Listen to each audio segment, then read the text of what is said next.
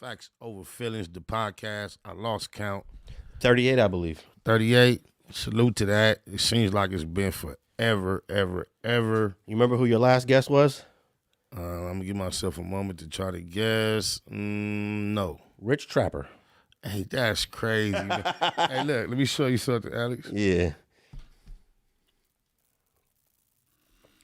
How's he doing though? I haven't hollered at him. Actually, I don't have his number. Oh, okay, cool. The most recent person I've been texting. That's crazy. Yeah, he was. Shout out to Rich Trapper. He sat right there in that seat you sat. So that was Juneteenth. Yeah. Because he was out here Juneteenth weekend. So, yeah, got so busy doing so many other things. Shout out to Cliche 93 TV, my boy Scrap. I was blessed to be able to expand and get a location for the Black Box. We invested in a lot of equipment. Got a cool spot out there out in the valley, we'll say. Yes, sir. Yes, sir. Munchie B came in and was doing his thing here. You expounded with the Hispanic homegirl. You had the Street Scholars. I was moving around a lot. And it got difficult scheduling guests around the expanded schedule, and I was running back and forth to the valley, like you say. I just kind of lost the momentum of, we was doing straight politicking, so I didn't really feel, I feel like I was scratching my StreetTV itch because I love being on this platform. So I still feel like I was scratching that itch, but now that straight politicking as far as my participation is going to be no longer, I appreciate you reaching out to me to get this Factz Ova Feelinz thing back cracking. I appreciate you for being my co-host today, too. Well, on the last episode of Straight Politicking, I said we have a guest host, but hopefully we'll get Spider back in the near future. Well, you know me from day one. I was always willing and open to never cease or to return, whatever. But I'm not hanging, waiting on nothing. You feel me? Yeah. Machine in motion. But, yeah, I appreciated the straight politicking experience. Had a great time creating those pieces of content here. And I'm only so powerful. I don't know if I can mediate everything, but I mean, everything ain't to be mediated, man. When a man decides that he no longer desires to be a part of something, you got to respect that and let him do that. And I try to stay away from all of that stuff.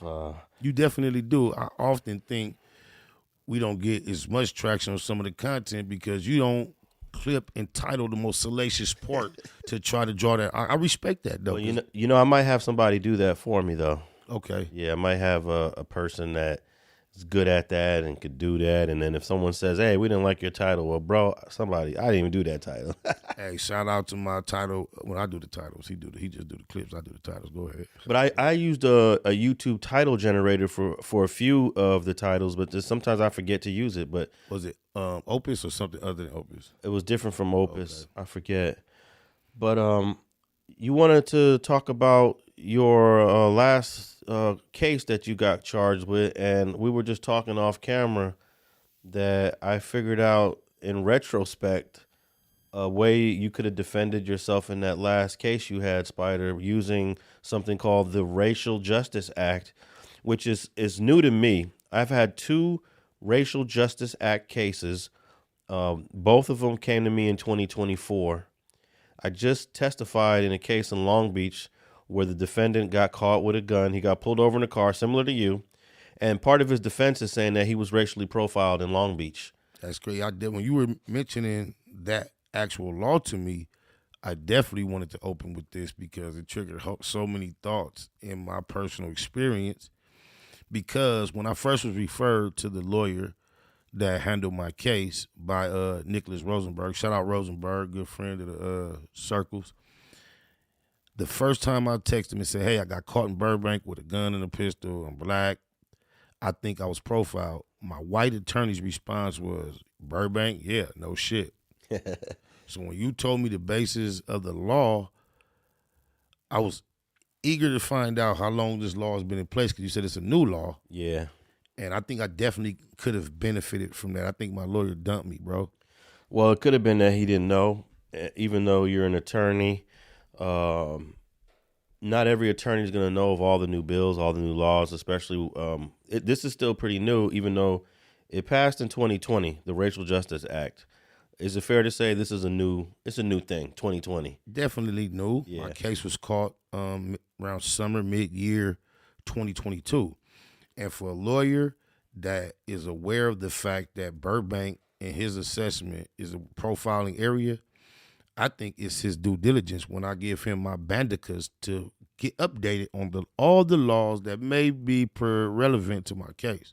Now, I don't know if people were using RJA in new cases, because I'm looking up the bill right now. The Racial Justice Act of 2020 prohibits the state from using race, ethnicity, or national origin to sentence people.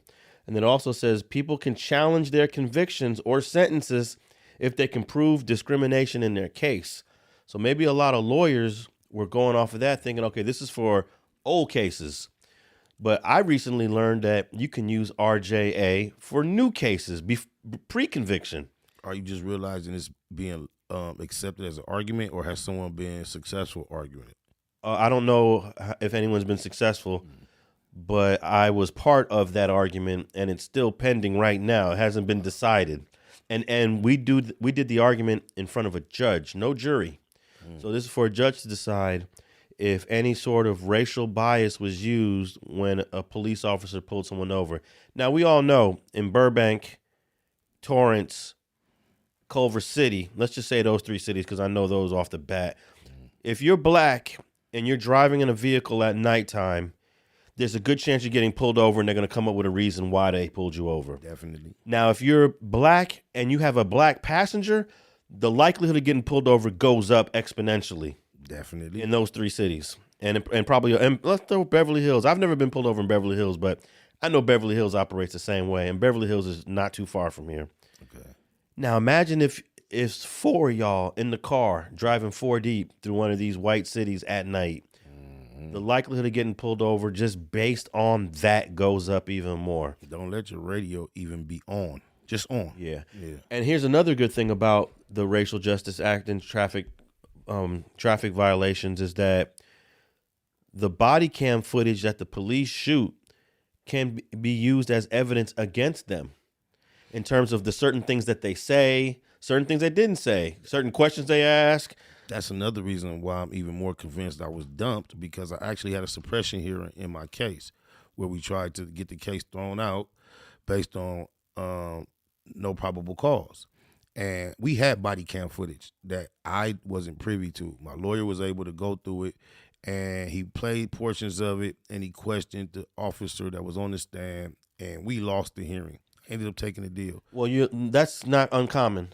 Let me land. Okay. Let me land. However, once the case was over, I personally received the body cam footage. Just on my channel right now, Spider Loc Most Easty Black Box. Go check it out. So you got the footage after? After. Okay, go ahead. And I got a chance to view it in its entirety. And I saw a very key moment that the lawyer did not utilize that I believe could have gotten the case thrown out based on what you just said. This body cam footage can be used against them. And what took place in my case was to justify the pulling me over. They said they pulled me over for the tents and no front license plate. However, on the body cam footage, you see these officers doing their thing. I'm in the police car, and you see them say, "Is there a front plate?" I said, "I don't know. Let me go check." So how did you pull me over for a lack of a front plate if we have you right here on the camera still investigating, inquiring, and finding out if there was a front plate? And the lawyer totally missed it. So you found that out after the case was over? After I took the deal, yes, sir. Okay. So, see, that's the problem. You got to go through all your discovery. The video footage is part of your discovery. And you should have went through all your discovery before you made a decision. And then you have to determine. I never even received the thumbnail until I had to go to his office to get a thumbnail with the footage after I took the deal. I never had it. Well, I don't know what to say.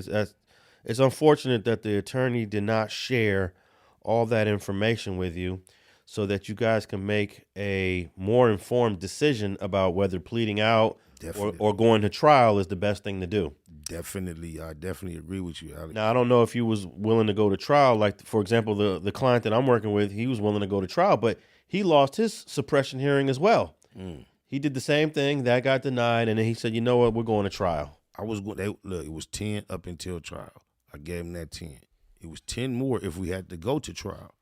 Only reason I would be willing to go to trial is because they was trying to send me to prison. See, that's the problem where you might want to plead, right? Yes, when they dropped it down to a non-prison sentence, And even though it's a janky term, joint suspension, at this age and the way I carry myself and the lifestyle I live, I trusted myself to take a joint suspension. When I was living a life as a criminal, I would never take a joint suspension. But in lieu of the midterm, which was a 3-year or 2-year prison sentence, I decided to plead out versus going to trial and risk getting the high term. Okay, yeah. And then in the example that I'm using with the client that I'm working with right now, he has no prior convictions too. And this is a gun case? It's a gun case. Where is he? Where? Long Beach. Wow. That's another one you probably want to put on that list sometime too. Long Beach don't play. Yeah, Long Beach don't play. I don't know if I'd put him up there with Torrance, Culver City, and Burbank, but Long Beach don't play because you got Signal Hill right there. You got a predominantly white community in Long Beach.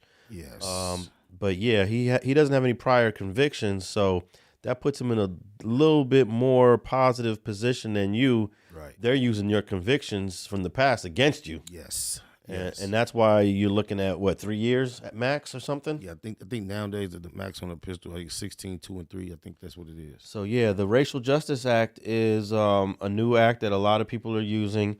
And let me just read a little bit here. It says people can challenge their convictions or sentences if they can prove discrimination in their case, which is kind of hard to do, but you could argue it.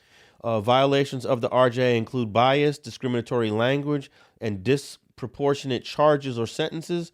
The law recognizes that both explicit and implicit bias can harm the criminal justice system. Some judges and prosecutors don't follow the law. It can be difficult to get the evidence and data needed to make a case.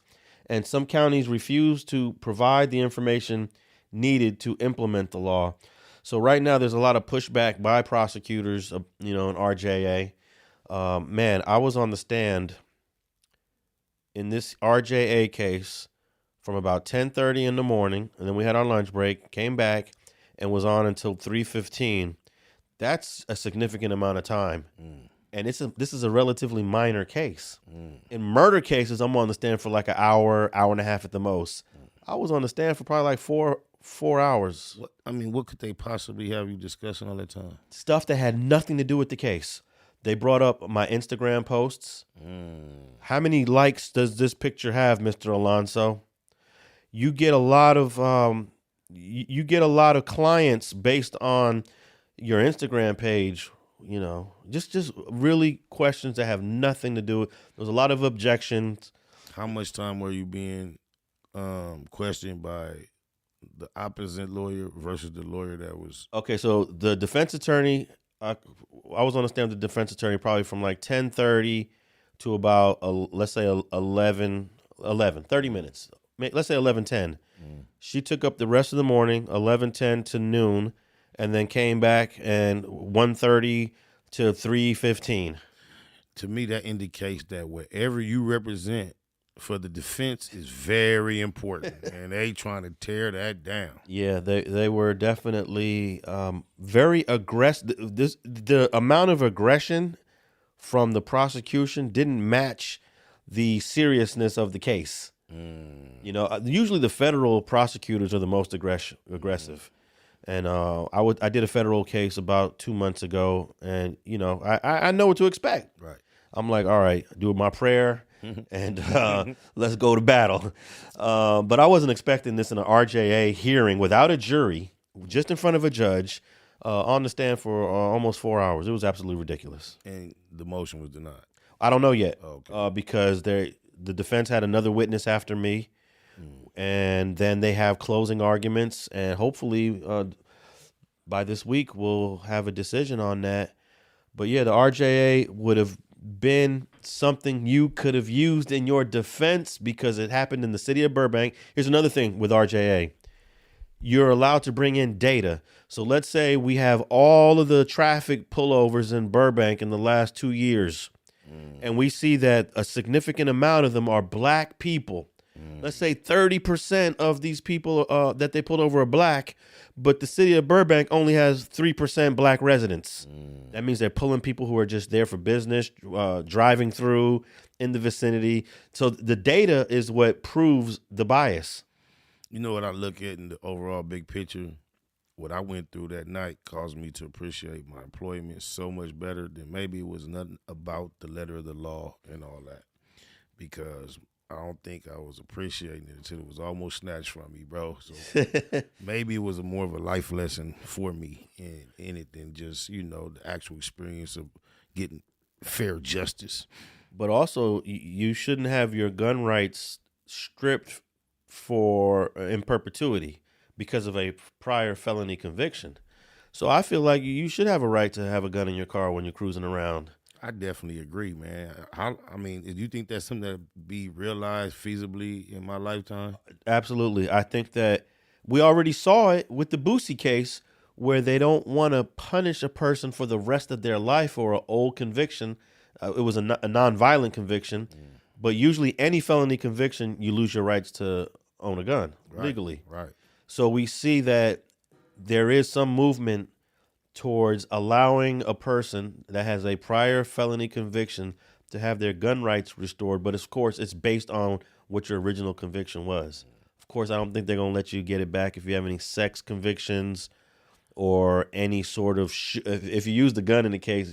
No, I believe if you actually use the gun to harm someone or to commit a crime, then maybe it should be more strenuous. But just being in possession of one or committing a crime that did not include a gun, I don't think that makes sense, bro. Did you hear about the UFC fighter named Cain Velasquez that shot up the car of a person that allegedly molested his son?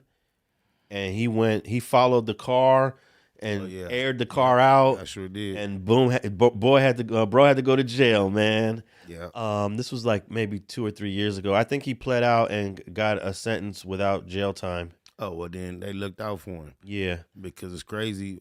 I'm pretty sure he was Caucasian, correct? Cain Velasquez? No, he's Mexican. Well, I really want to say I'm sure he wasn't black.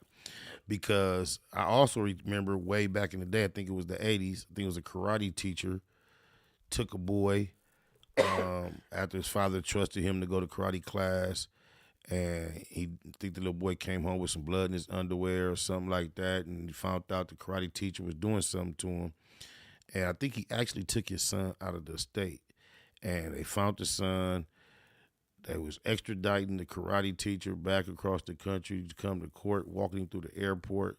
The white man stood on the phone booth, waited till they walked him by, domed him, dropped the gun, threw his hands up. You don't remember that? No. Oh, that's some real. What year was that? It's like the late 80s. Okay. Yeah, it was a straight, regular, no gangster, straight white dude. His son got fucked over by the karate teacher. He did no jail time. That's what made me mention it. So, yeah, I don't.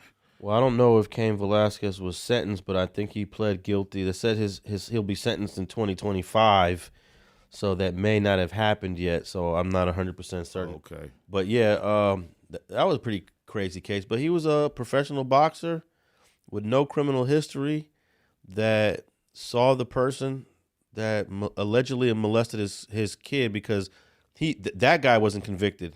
He was out on bail for molesting his son. I think the law should take that into consideration, man, and be extremely lenient on Mr. Velasquez.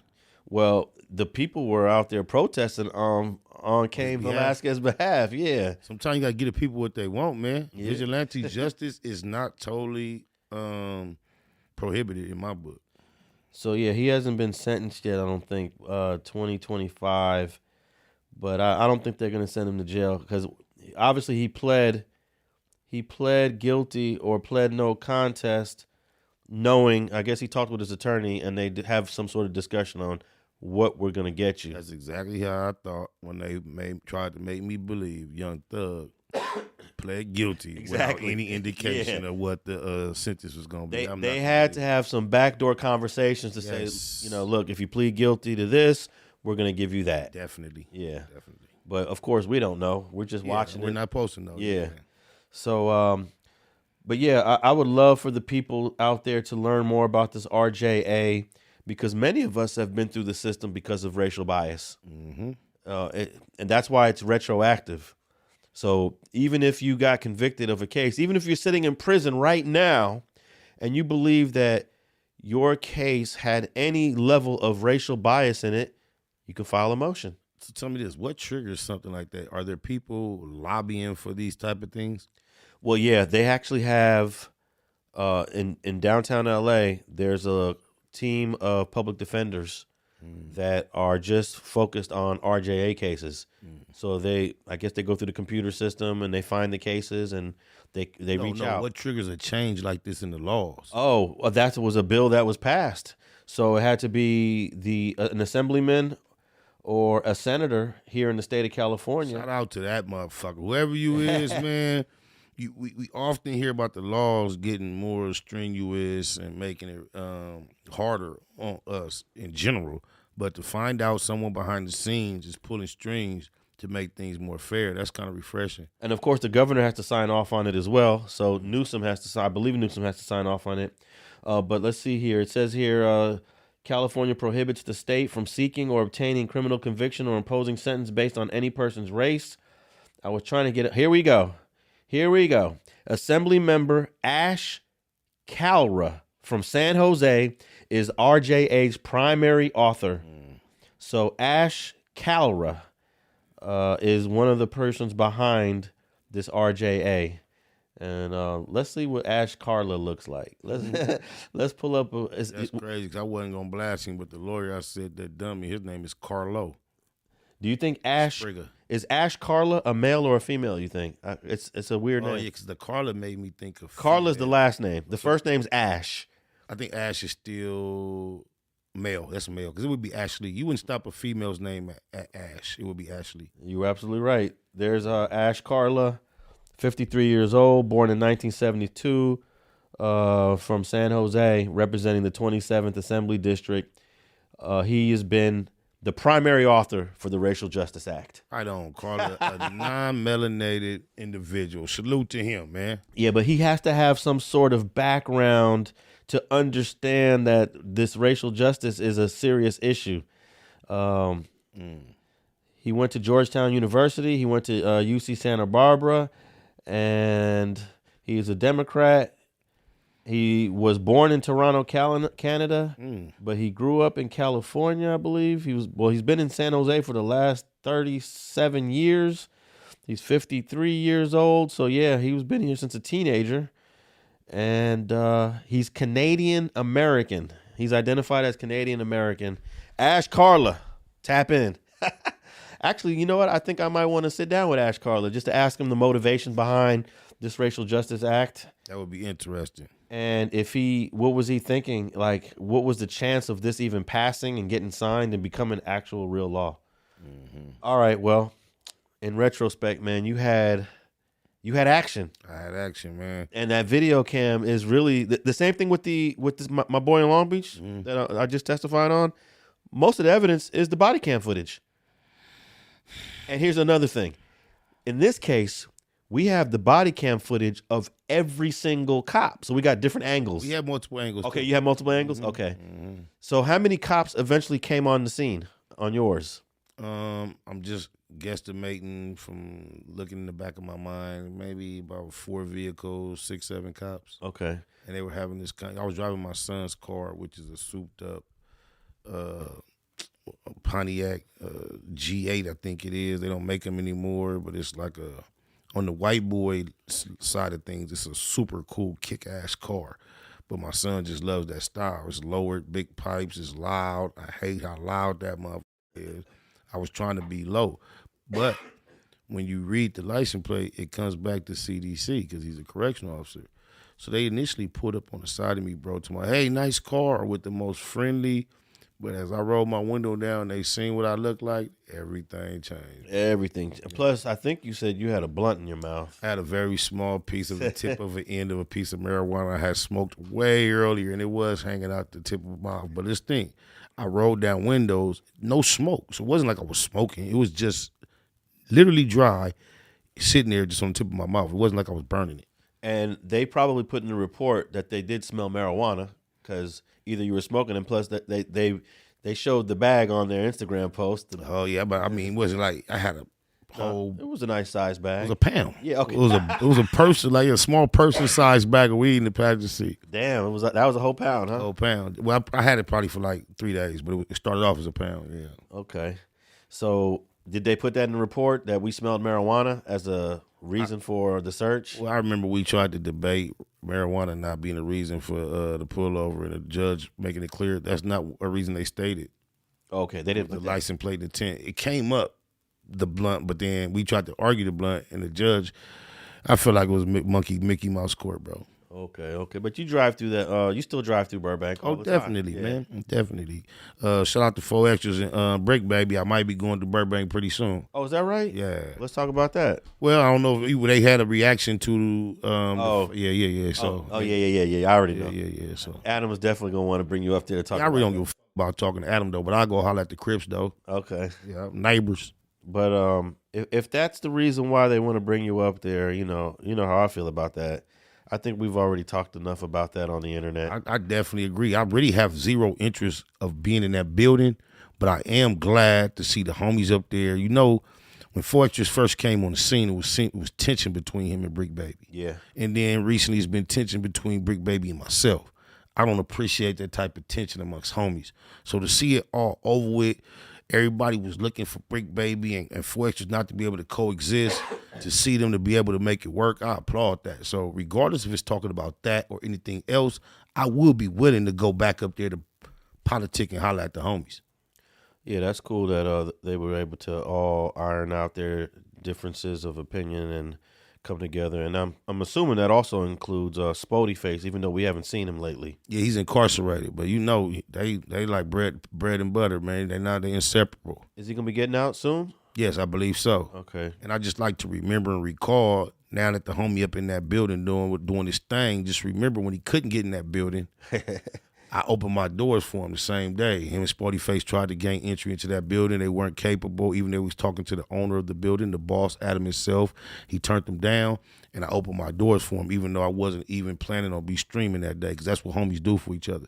And then you also had Spody Face on a really good episode of Factz Ova Feelinz. And free the homie Spotty Face, yep. A few episodes before the Rich Trapper one. Yep, and he's been to the new Black Box and sat down with myself, Odium Slim, on multiple occasions. Dan, there's a lot of neighborhoods up at No Jumper. Because imagine that when Crip Mac gets out, he's going back up there. That's going to be dynamic duo. He's going back up there. It's going to be the cold trio, but I can imagine Crip Mac, 4 Extras back together creating content at the higher level. Because they've been together before 4 Extras really established itself, and Crip Mac wasn't even at his height. But I can't wait, man. I'm anxious to see what that's going to look like. I think we talked about Crip Mac's release on a previous episode of Straight Politicking, but I forgot what we calculated. But was it 2026 or late 2025? I believe it was the 5. Okay. I think it was the 5. But it might be the 6. If it was the 5, we probably would have made something about that because of Crip Mac. It would be more memorable. Yeah, but he's getting out soon. Yeah, soon. I seen Lupe say a clip recently. I think Adam asked her, and she said something like 12 months. Okay. Yeah, that's going to be crazy. Yeah, it's going to go up. Up there at No Jumper with Crip Mac, Brick Baby, 4 Extras, and then occasionally you might be up there. Anytime the homies call, I'm going to pull up. All right. Your boy TDE, Top Dawg Entertainment. Is there a black successful man can get in and out the game without these type of allegations being thrown upon him? I think Samuel Jackson has lived a career without any allegations, and he's in his 70s now. And bro has done more movies than any other actor. So is he just addicted to the set? Because he don't need no more money, man. Nah, he don't. But I think he's been in more movies since 1990 to the present. He has done more movies than any other actor. And I don't think no one's ever tried to smut him out over the years, right? Let's go through a few. Let's see. I was thinking Denzel. Ving Rhames, Denzel ain't nobody. Hey, Denzel's been with his wife for decades. Yes. And I don't think bro messes around. I don't think he does drugs. I don't think he messes around with women. Well, it definitely has appeared to be that way, and I wouldn't want to suggest anything other than that. So yeah, salute to that. But black love. But we have seen our boy Eddie Murphy gets dragged through the mud a few times. Many times. Yeah. Man. Red Fox.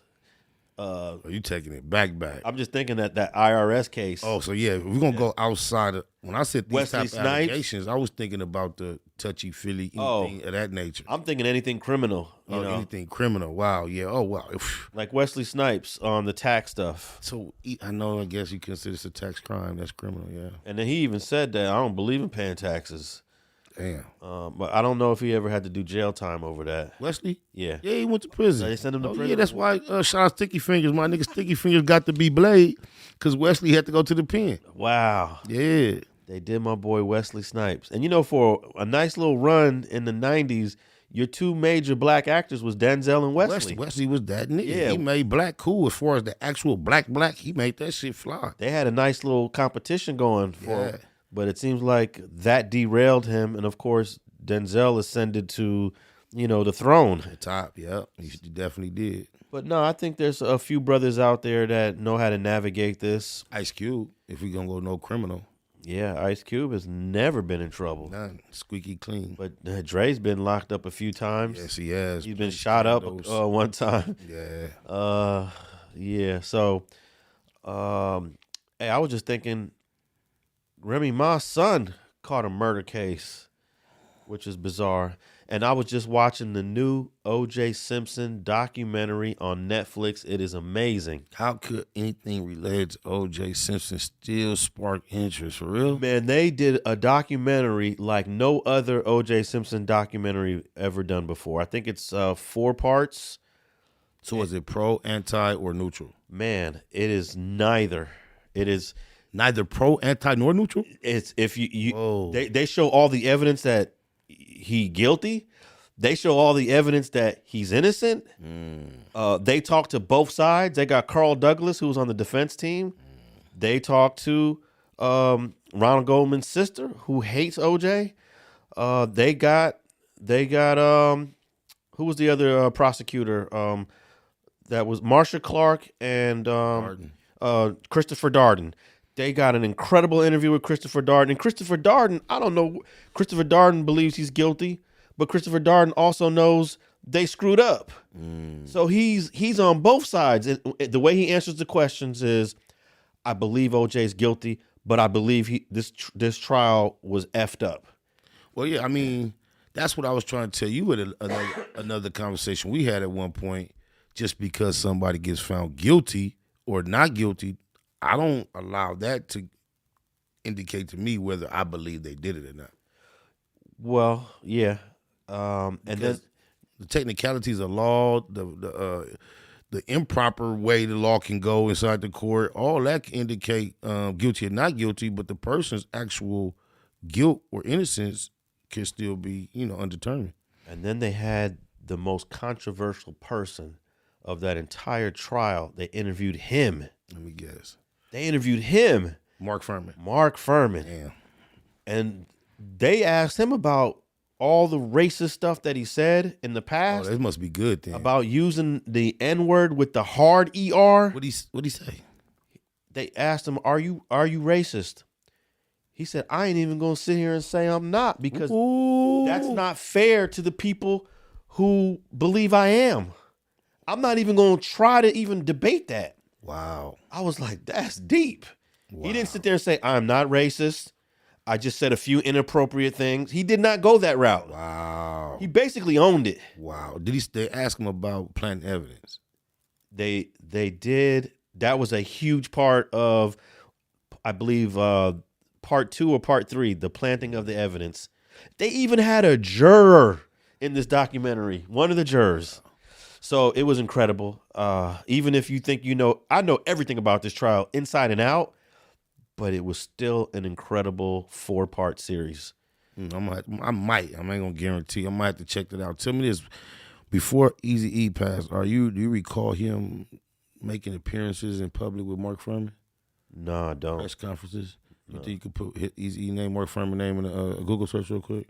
Well, tell me about what you think. Because I thought you know so much about things of this nature. I just knew you was gonna be like, yeah, because I was gonna ask you what was that about. So I don't know what it was about. That was gonna be my question. No, I'm not familiar with it, and I'm pretty sure it's gonna pop right up. They was on a campaign together, but if it doesn't, we can go on, keep it pushing. Yeah. I don't want to get hung up on. I really thought you was gonna be no off the tip of your dome. No, I don't see anything on page 1. All right, you could leave it. But at least this TDE case is just a civil case attempt to get It's a money grab, man. $48 million. They hope they could put that pressure. They hope these niggas bag so big they would prefer not to deal with it and settle sign. That's what they hoping for. Well, now you first started this segment asking about a black man can't make it in this country, but this is a civil case, and there's nothing to stop a person from filing. Like tomorrow morning, we could wake up and somebody suing Alex Alonso and Spider Loc. But remember, you made it criminal in general. And I tried to tell you, my initial thing was about putting these type of specific allegations on a black man in entertainment. Game has the allegation. These specific. Russell Simmons is running from him. Well, Puffy is dealing with him. Russell's running from a criminal case, and Puffy's dealing with a criminal case. But I'm talking about embedded in it are these freak sexual undertones of all the ones that I was talking about. Yeah, I don't know if the sexual stuff is if there's a bias towards black celebrities with the sexual cases, because when we got the Epsteins and we got the not to say they don't have those. What's the other guy that got maxed out? Put it on Bill Cosby. The names keep just popping up. Hey, at least Bill Cosby got his conviction overturned. Man, shout out to that. Yeah, Bill Cosby been home, and R. Kelly. Man, R. Kelly, he got what, 30 years? 30 piece, bro. Damn. For just being too horny, it seems. Hey, I don't understand. What was the interest in Aaliyah? It seemed like everybody wanted Aaliyah. What, DMX? I could only imagine. R. Kelly? I could only imagine she was mature, far beyond her age. Dame Dash? And Jay-Z. Jay-Z? Yeah. No, I said DMX, but I'm not 100% sure DMX. But for sure, Dame Dash, Jay-Z, and R. Kelly had deep interactions. And they seem to all be in love with Aaliyah. Look, if you listen to Can I Come Over and 4-Page Letter and Rock the Boat, you would not imagine she would be so young. So I guess the sensuality must have been more mature and ripe than someone of that age. Like, they just couldn't handle it. And maybe they just that into sin. I don't know what it was. Well, the only thing that I would believe that would make a man that in love with this woman is that if you had sexual interaction with her. Not just the desire to do so. Not just the desire to do so. Not just being attracted to her, but you had an experience with her that was so memorable. The Bible calls it, you know her. I'm not saying that all three of these guys did, but they definitely have. There's definitely information that these three guys were in love with her. Yeah, and just the whole dynamic of that trio of the dudes with that one female, it's weird. Well, we know R. Kelly did because they were married, weren't they? Yeah, they were married. So she was 15. So we know that there had to be sexual. I don't know if Dame Dash has come clean with that, but he talks about her in high regards. And he weighs. He gives a lot of credit to his fallout with Jay-Z to the fact that Jay-Z was still cool with working with R. Kelly, and he felt like R. Kelly had violated Aaliyah. Yeah, so I don't see when I look at her, I don't see, I mean, she's beautiful, rest in peace, bless her beautiful soul. I don't see everybody falling head over heels and having all fights either. But the music, if the person could match the music, I can see how someone could be enthralled in a person that could feel like those songs. Because her songs is sexy, sensual as fuck. Yeah, I definitely in the past have found myself attracted to women that had a talent as well. They're already attractive, but you're also a singer or a writer. You do something else that makes you even more attractive. Yes, definitely, indeed. So Aaliyah did it all. She did. Dance, sing, act, look good. Hey, but what I found interesting about this case is that whoever the Jane Does are, it's two Jane Does. They're naming all the Tiffeths. Anthony Tiffeth Jr., Brandon Tiffeth, and Anthony Tiffeth Sr. It just doesn't even make sense to me. And this world has gotten so sensitive, man. A dude just trying to put his Mac down could be considered offensive now, bro. And if you doing your Mac and you just touch her arm or touch her Yes. forearm, or the first no is just not cut and dry. And I'm not. Look, I'm a girl dad. Don't get me wrong. I got mothers and aunties, but there's a certain type of approach that an alpha male can have that I feel is not offensive, that can cross blurred lines these days. yeah, let me pull up some of these allegations. Now, you took the word. I was just going to say, Art, what are the specific allegations? That's what I was about to ask you. Well, one of them has to do with drinking alcohol. Have you heard that one? But it's a harassment case. It's not the same type of case that we just recently talked about. The one the Jay-Z case with the Jane Doe. Mm-hmm. She's alleging rape and sexual assault. Yeah. This doesn't have any of that. So I don't know if they're trying to make it seem more authentic. Let's not go completely, ham on them. Yeah. Let's pull it back a little bit because we still gonna get the same amount of money. We heard so much extreme scenes these days. Like, let's not overkill. Hey, that might be part of the strategy. I believe so. That might be part of the strategy in the way they are filed this.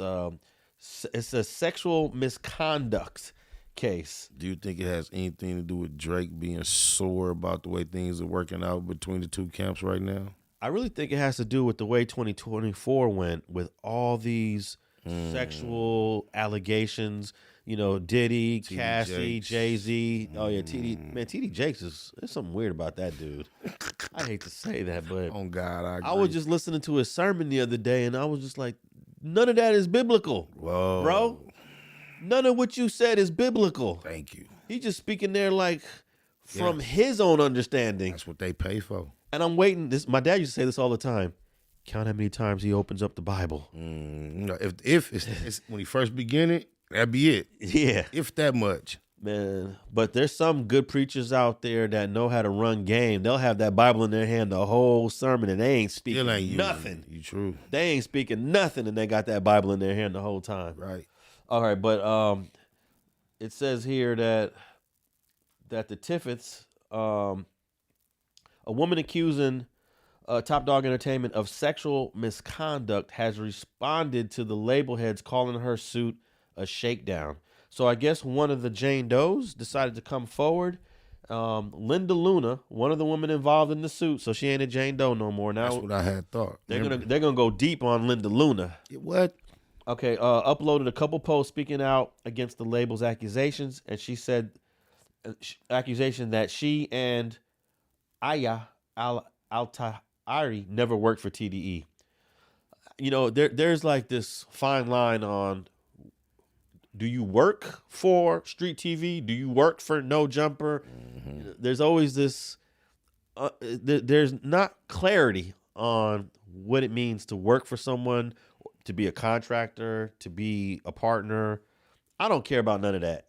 In the industry, yeah, that is a lot of time vague. But for this particular case, I think it's clear cut. They were not employees, and these ladies just putting this as a part of their money grab. I think this is just all part of the scheme. It says here, never worked for TDE. Never worked for TDE could mean like Top Dawg never employed you to be an actual employee of TDE, but maybe you did do some work for TDE as a non-employed person. I don't believe giving a job is work.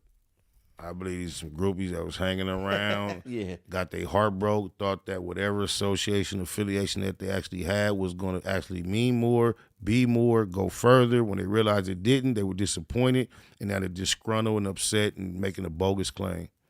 Now, it says here that DJ AKademiks shared screenshots of the girl's posts, which showed her working for Brandon Tiffith and Anthony Musa Tiffith, the sons of Top Dawg, on multiple occasions. I don't know. I ain't seen these posts. But I was going, before we went to the next subject, I was going to use this subject as a segue to insert a new subject of AKademiks and his recent accusations. And I can't believe you just said his name. He got the nerve. Why would he, above all people, even involve himself in this shit when he's talking to little boys crazy online? Yeah, he's trying to move on from that and just. But why get involved in something similar? Like this is crazy work. Management memories with Alameda, but I'm lying. I guess that was the management memories with Alameda was a caption. She typed with a photo of her alongside TDE's newest signee. Quote, but I never worked for TDE. And my legal team, nor I have ever asked for 48 million, neither, nor did another dollar amount. This is why it's hard for women to come forward, but we will let this play out in court with the evidence. So the Jane Doe decided to come forward because she couldn't keep her mouth shut. Man, well, hey man, that's crazy work, Alex. Well, we'll keep an eye on that. Just for everyone to know, Brandon Tiffith is related to the CEO, which is Anthony Tiffith Sr., and then Anthony Tiffith Jr. is the CMO of Dawg Entertainment. And I think that there's a good chance that they might be victorious in this lawsuit, or they could just go the other route, write a check for $100,000 and end the whole thing.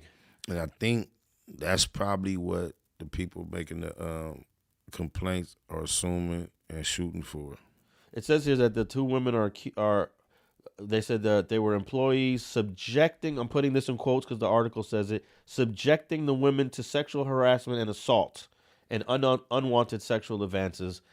What's a sexual advance? That was my point that I was trying to say earlier, because in the workplace, doesn't the company establish if fraternizing is acceptable or not? And if that is the exact company and they allow flirting, if you don't like to be flirted with, maybe you should not be there. And we'll end this segment on their attorney's quote. Marty Singer, TDE's attorney, responded to the suit and slammed the ladies for trying to extort their clients.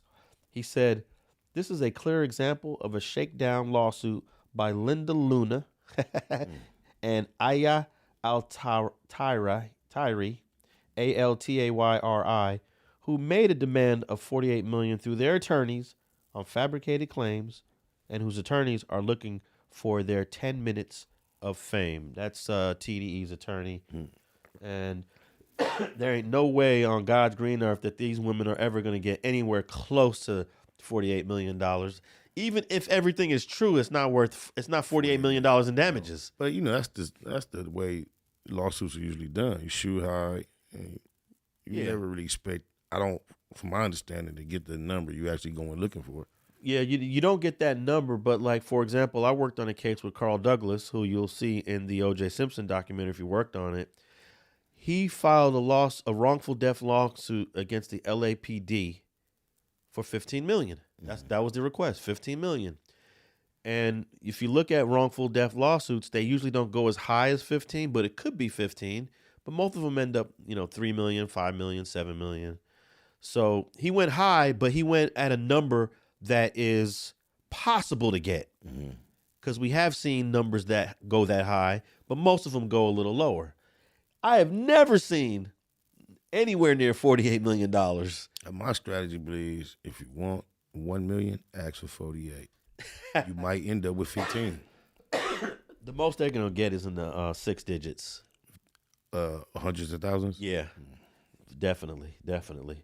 All right. Okay. What were you going to say? No, I mean, that's your prediction. I don't. You think they might get low 7s? That's an assumption. That's a feeling, and that's not a fact. We are on Factz Ova Feelinz at this moment, so we don't want to just state that out there on Alex's expertise, but that is what he bets. Well, I don't know if these women have receipts. I don't imagine that a $48 million lawsuit, if that is indeed because they just denied that they were requesting that much. If that's indeed was what was being requested, I don't believe any lawyer in their right mind would settle for a 6-figure settlement.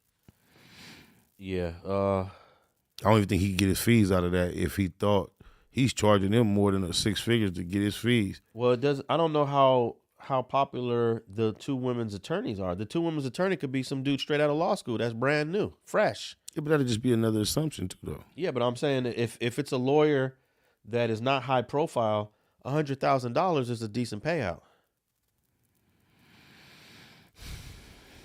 Because most lawyers got multiple cases. If a lawyer would assume $100,000 a decent payout, I don't think they would waste their time drawing up papers that indicated $48 million as a desire. Well, the ladies are denying that. Yeah, but I mean that we're still basing the conversation off that number.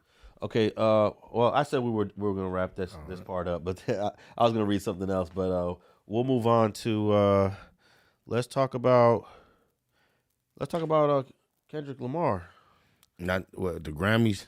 Yeah, the Grammys. Like couldn't fit them all in his hands. Well, I mean, he won 5 Grammys off of one song. I don't know if that's. I'm sure someone may have done that before. Maybe Michael Jackson has done it. Probably. Well, I know Michael Jackson's won multiple Grammys off of one album, Thriller. But one song. One song. What we got to think about? What would be the one record that we believe may have be a record like that? Thriller. Thriller had the video, but I don't even know if these. Let me read the categories that he won. Some of these categories didn't exist in 1984. Song of the Year, he won. He won for Record of the Year. Easy. He won. What's the difference between a song and a record? Don't know. It sounds a little redundant. Yeah, I did. Go ahead though. Best Rap Song of the Year, which is also redundant. Well, no, to the degree, if you just said rap song first, it wouldn't be. Yeah. But when you said it the other way, it sounds redundant. But if there is some overlap between Best Song of the Year, Best Rap Song of the Year. Yeah, when you announce Song of the Year first, it sounds like you're going redundant. But Song of the Year is all genres. That's why. Yeah. That's why when you announce the Song of the Year first, it sounds redundant. If you started with rap song, that's a select category. And then if you would have went to Song of the Year next, that's more of a, you feel me? Yeah. Okay. And then the fourth one, Best Rap Performance. Would you think that the pop-up? Probably the pop-up. I was thinking the music video, but then he also received the fifth one for Best Music Video. But the pop-up and the video was kind of like combined, too. I think some of the pop-up performance was... And I didn't even know you could win a Grammy for performing. I believe when you said new categories, I thought that was one of them. Yeah, I mean, I haven't kept track. I know in 1984 when Michael Jackson was winning his Grammys, first of all, rap wasn't even on this. It wasn't even a thing. I'm not even sure if you won a Grammy for music video back then, because music videos were brand new when MTV did their thing in 1981. So it must have took a while. But yeah, Michael Jackson would have won a video, the best music video, if that was a category in '84, which it wasn't, because Thriller, he won everything for Thriller, and that was like a 14-minute. That was like a short movie. Do we know how many Grammys Drake has went home with in one night? Oh no, I feel like Drake is. Drake's career is not going anywhere at this point. He has to do something incredibly amazing to revive it. Well, I don't know if it's his actual career that's in that state, but his image amongst just the real niggas, yeah. But I believe Drake can go anywhere and get an arena full of young white women that's not going to give a fuck about what he's going through with Kendrick as far as taking his L. And if he comes out with an album that has a lot of hits, people forget. Yeah, short memory these days. And I think a good example of that was when the rapper Rick Ross was being scrutinized for being a CO. And people were saying, oh, his career is over. He's rapping about being a drug dealer and he's rapping about gangster stuff.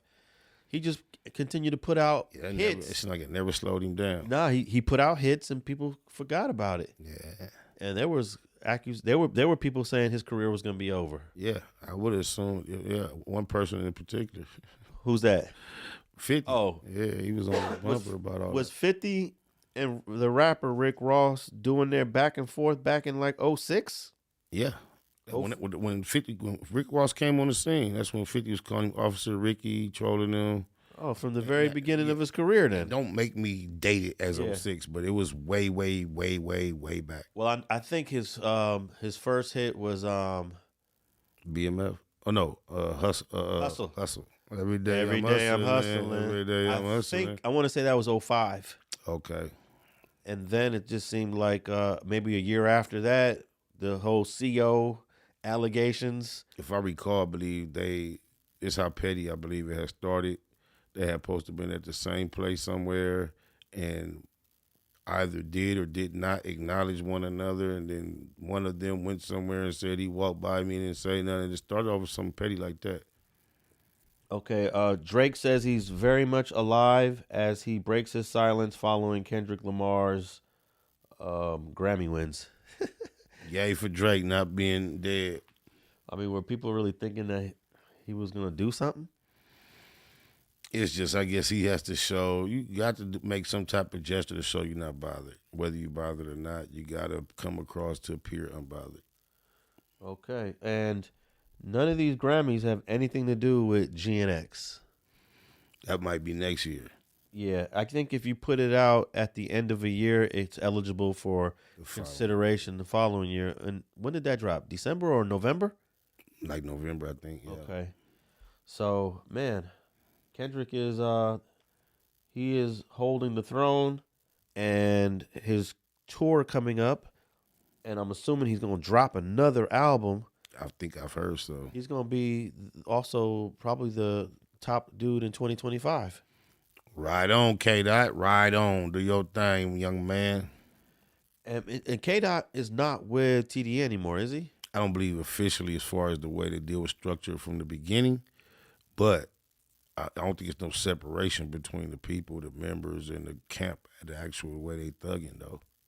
Okay. But I've heard reports of that his business is structured different at this point. All right. Well, congratulations to Kendrick Lamar, 5 Grammys. He is the Michael Jackson of rap right now. Big congrats to K-Dot. Hey, how many Grammys you think Michael Jackson had won over the years? I'm gonna look it up. Just because you asked me, I have no way to guess. I'm gonna say 30. I don't think it's that many Grammys. Okay. I'm gonna say 15. Okay. Let's see. A lot of times people get confused with nomination with actual wins.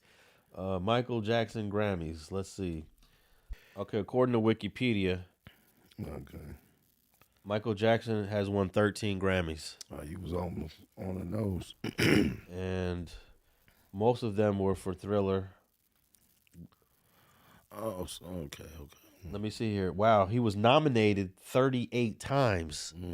All right, here, I got the list of his whole... Wikipedia did a good job with the list of... You ain't got to go too deep into Michael Jackson. It ain't really about him. I know, but he won 13 out of 38 nominations. You must be a big Michael Jackson fan.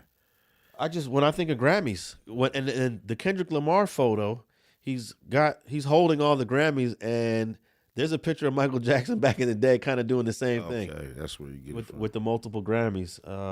And then there's a funny line that Kendrick Lamar has on his song. What song was that? I think he says, "Prince outlived Mike Jack." Oh yeah, he sure did. Prince outlived Mike Jack. All right. Your boy 50 Cent, who you used to be signed to back in the day, is going back and forth with Big Meech. Yeah, buddy, it's great. And maybe I will say they're both going back and forth with each other because, let's start off with, you talked about this on the Black Box, Spider. He posted something about Big Meech being a rap. Yep. Having to do with Tammy Cohen and Cuffy. And what it is allegedly Tammy Cohen is kind of like Des Perez. She's definitely a female that's a fly bitch that was working with these kingpins and fucking with the feds, fucking niggas over. They have that in common. So was she ratting people out on other cases outside of this BMF stuff? Well, I'm not an expert on the subject, but I heard other people like J Diggs and Al Prophet speak on the subject. Shout out to both of those gentlemen. And apparently, yes, she was working outside of these situations. She was on board. She was fucking around. She was a CS. Okay. And then somehow she was able to... Look, we talked about Big Meech's case. I'm not sure if it was straight politicking or if it was... or if Munchie spoke about it on Rich at Heart. But he had hired a new lawyer. And we were under the belief that this new lawyer was going to be filing some motions to get Big Meech released early. But now it sounds like, did Tammy Cohen provide some information to the feds that part of the deal was I give you this information and then you release Big Meech early? Well, all the people that I've heard speak on it that are even the most suspicious that Big Meech is all bad, they're saying whatever efforts they believe that he was doing was not successful in helping him get out any shorter time. But they still saying he did some bullshit, but it was like almost a waste of time. It didn't actually help him. He got out early due to something else. Okay, but do we know how he got out early? I cannot articulate it, but I've heard it explained to an extent where it made some sense to me, but I just cannot repeat it or recall exactly what was told to me. But when I heard it, I was like, oh, okay. But it seems like they're saying Tammy Cowan has something to do with that. That's what they were saying she was trying to do. That's like they would be, because even the method in which they say she tried, they say she tried to set Cuffy up, but they're not even saying she was successful with that.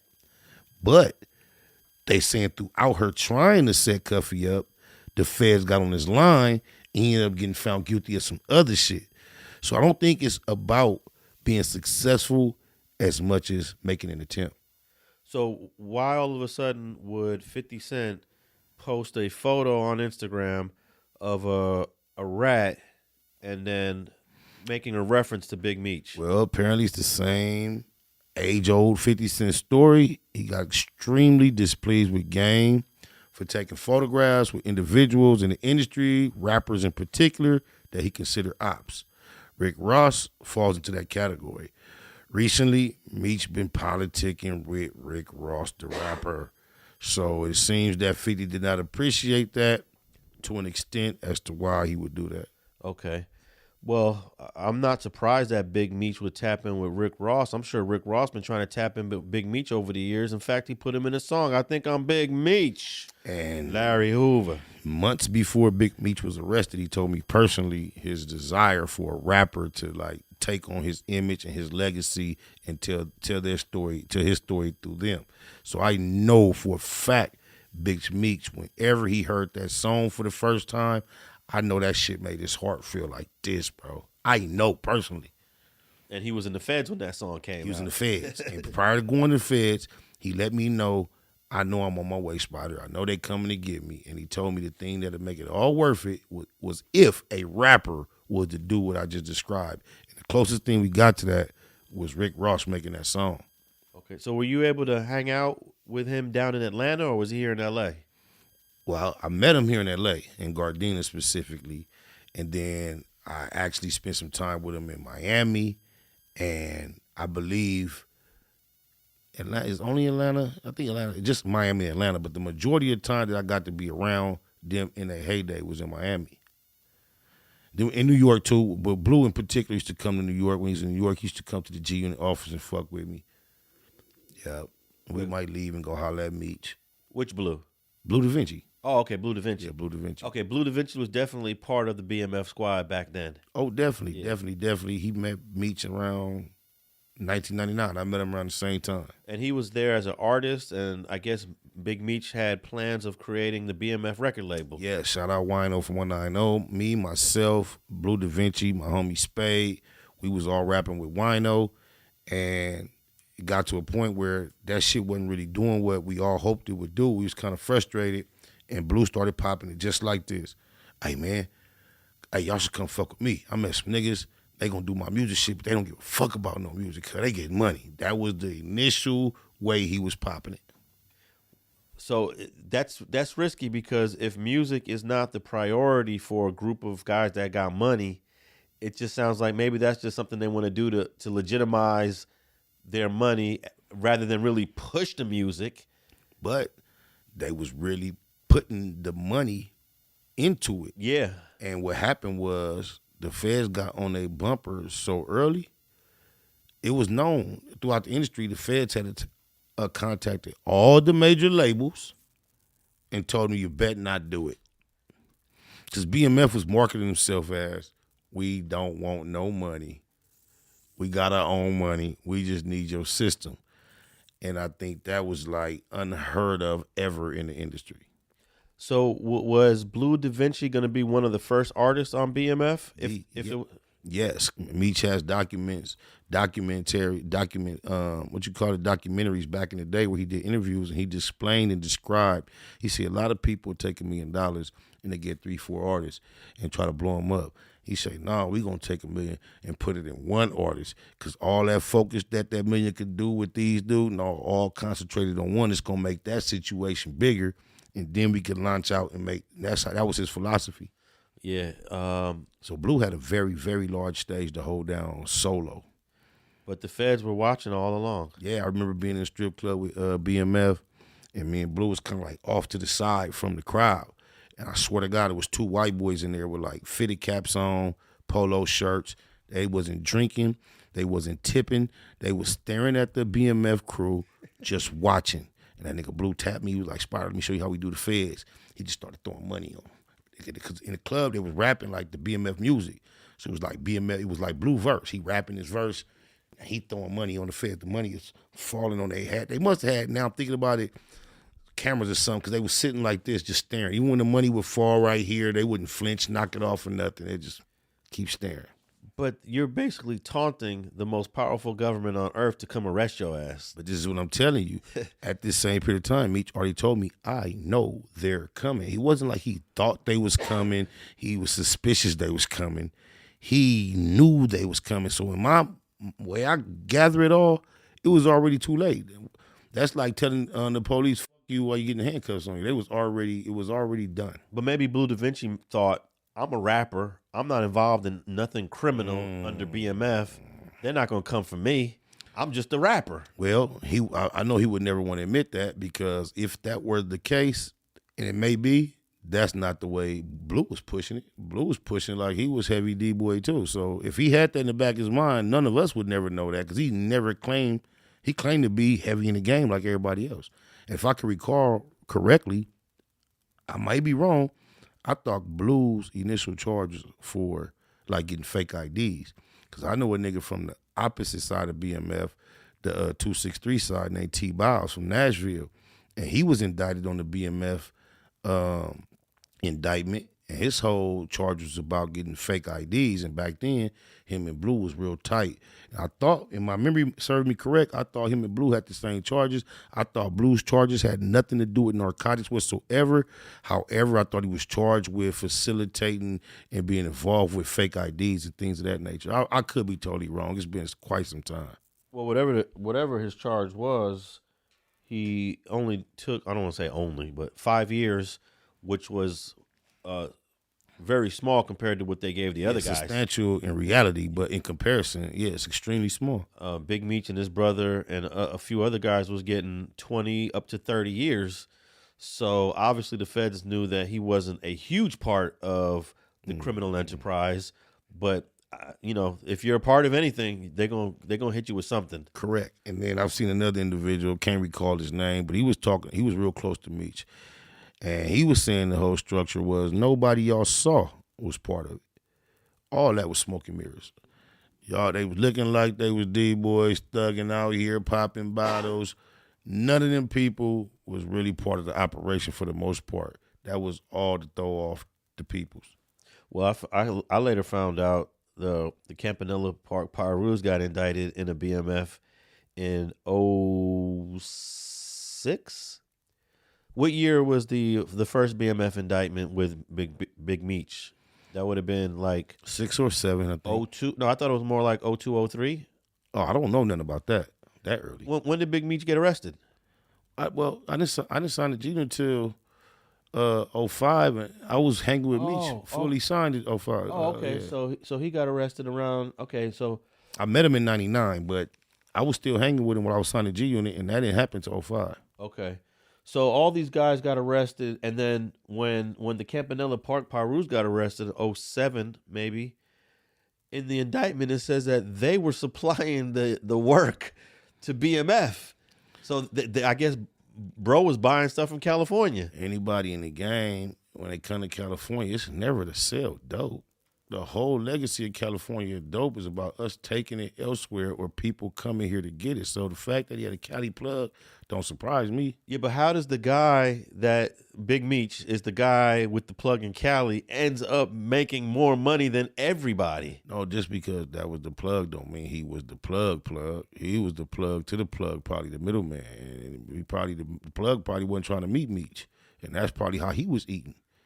You feel me? Oh, you're right. October 2005. Yeah. So the Campanella Park BMF indictment, I think, was 07. That's when we had Kenzo on the phone. Yeah, I couldn't think his name. Kenzo. Yeah. Shout out to him. Kenzo had to do like 11 years on that. Hope he has something put up, man. With 85%, of course. I'm not sure. I don't remember if he did like 9 or something, 8 or 9. I ain't did no bunch of time. But it's crazy. 11 years does blow by. My brother been in jail 20 years this year. Like, free big SPI. That shit. I know that sound crazy. It says here that blow by. That when Big Meech was arrested, the DEA seized $3 million in cash and assets, 2.5 kilos of cocaine, and many weapons. Flannery, which is Big Meech, was captured in a large home outside of Dallas. Police also found marijuana, MDMA pills in the house. Oh, he was doing a little bit of everything. Pills, weed, cocaine. That's why the party. That's the party. All right, man. I didn't even talk about Big Meech's response to 50 Cent. So we all know about the Instagram post, basically because I guess he didn't like him in the picture with Rick Ross, the rapper. And 50 got in his feelings. Yeah. And then 50 got a lot of monumental moments of photographs that he don't appreciate. He didn't like his son taking a picture with Preem's son. He didn't like Game taking pictures with certain artists. He didn't like Young Buck taking pictures of certain artists at certain times. Now here it is again, brand new. A photograph really can cause 50 to be irritated.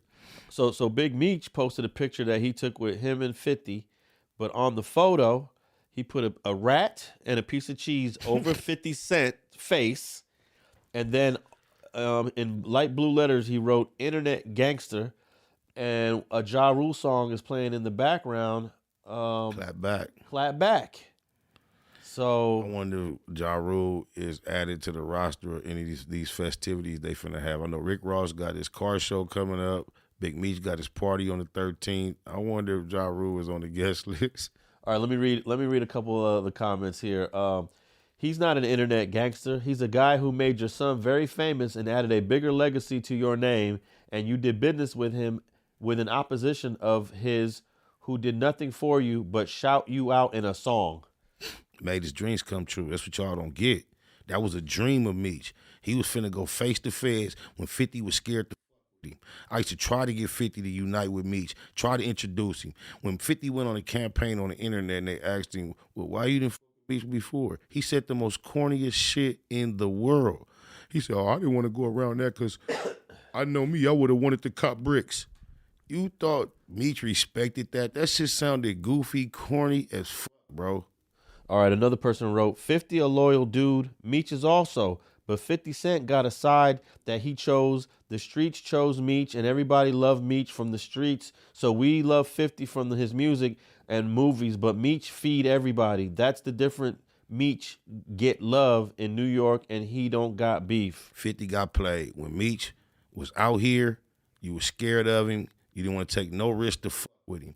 Then, once he got that time and you thought you could be all benefit with no risk, you was all in and you thought you was going to get some G-strikes up for being affiliated with Meech, and all the time the joke was on you. That's crazy. Hey, in 2013, I wrote Big Meech a letter just to, like, learn more about him as the person. And, like, literally, like, 3 or 4 days later, dude wrote me a whole letter. That's crazy. And it has Big Meech signature on the bottom. I didn't know what to do. I wasn't even expecting bro to write me back, and I regret not continuing the relationship. Yeah, you're supposed to do that. I know I was supposed to do that, but I was like, damn, Big Meech actually wrote back. That's crazy. When I first heard the BMF announcement with the 50 Cent shit, I wrote him a letter. Shout out to my nigga Boss Spook, CNR Clothing. Because at one point, the dude from CNR Clothing had posted a letter where he sent it to me because Big Meech wrote him and told him, like, damn, I see you got the homie Spider in your clothes. That's dope. So I knew he knew Meech. So at the time when I heard that BMF shit, I had talked to Spook and knows I don't know how long. I got Meech's address and I wrote him a letter. But my letter was short as fuck. I'm like, what up, man? I ain't gonna disrespect you, ask you, do you need something? I know you straight, but hey, that nigga 50 to do me right. That's the whole letter. Is that right? Yeah, so I'm happy to see, I ain't gonna lie, because I'm happy to see this shit go like this. Oh, my mama. I think the reason why I wrote him, because there was a girl on Instagram in 2013 that she was a stripper, but she was saying, I'm Big Meech's wife. Or, you know, I represent Big Meech. And I was like, is that even possible? Like, who is this woman? So I wanted to ask him, and then I was communicating with her because I was going to do an interview. I think that's what it was. And he confirmed, oh, yeah, that's my girl. Yeah. So maybe I didn't know what else to address with him. That's great. He wrote you back, but I know what kind of letters you wrote. Thanks again. I want to tell you in front of the world, thank you, because you wrote a very eloquent letter on my behalf. And TSA got back very favorably after I had wrote them every 90 days for the last 2 years. They shot my shit down. Big Meech didn't respond to my letter either. Oh, he didn't? Nah, so your letter writing skills is a motherfucker, bro. No, I still got the letter. I have like a binder where I put letters into plastic sleeves, clear sleeves, like just letters of just my history of dealing with people that are incarcerated. It don't matter if you're a Big Meech or if you a dude from the section. I save all my letters in binders. They're handwritten. Obviously, when you get in a letter from prison, they're all handwritten. Right. And I love seeing a handwritten letter because we don't do that no more. Everything's digital. Bro, everything's typed. They don't make people like you that appreciate certain shit so much, man. I wish I got that much joy out of life, bro. You appreciate so many things that I just walk by, take for granted. That's got to be a rich experience to actually be able to look at an old letter and actually be like, I appreciate this. That's crazy. And that's why I have them in the binder, and Big Meech's letter is in there. Only got one. And I'm like, why didn't I continue this relationship? But when I go back and read them, they're enjoyable to me. Like, oh, wow, I remember when the homie wrote this to me. That's hard. From such and such prison. All right, man. Another Factz Ova Feelinz in the can. How you feeling? That felt good. I can't believe you asked me that. I was just going to say that felt good. I was kind of nervous, thinking it was going to be choppy, getting back at it. Not quite used to this format anymore, but you made it real easy, natural. I look forward to the next one. Factz Ova Feelinz, y'all. Y'all know where you keep up with me when I'm not here. Spider Loc Most Easty Black Box. That's the YouTube channel. And on IG, it's Spider Loc Most Easty, the number 7. Cliche 93 TV.